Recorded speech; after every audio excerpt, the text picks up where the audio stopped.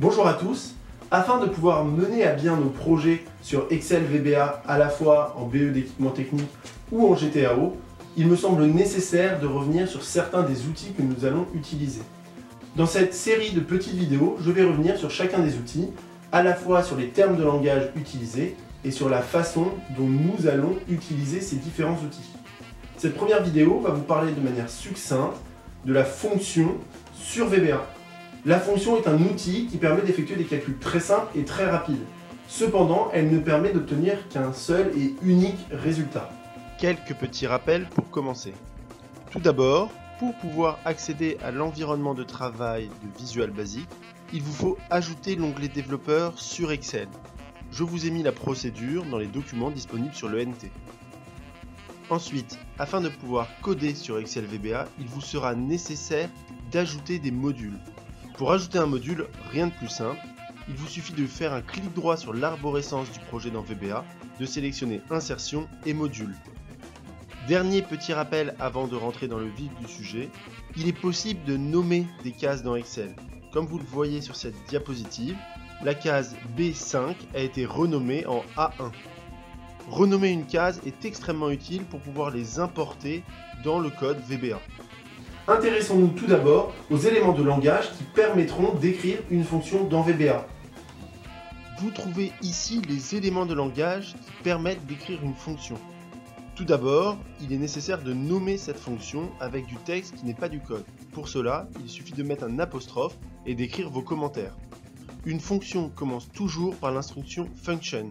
Cette instruction function est suivie du nom de la fonction, puis des différents arguments qui servent d'entrée à celle-ci.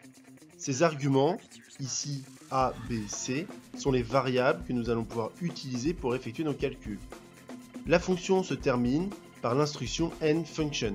Maintenant que nous avons vu la théorie derrière ces éléments de langage, prenons un exemple d'application très simple, l'exercice 1 que je vous ai donné sur l'ENT, et regardons comment nous avons codé cet exercice sous la forme d'une fonction.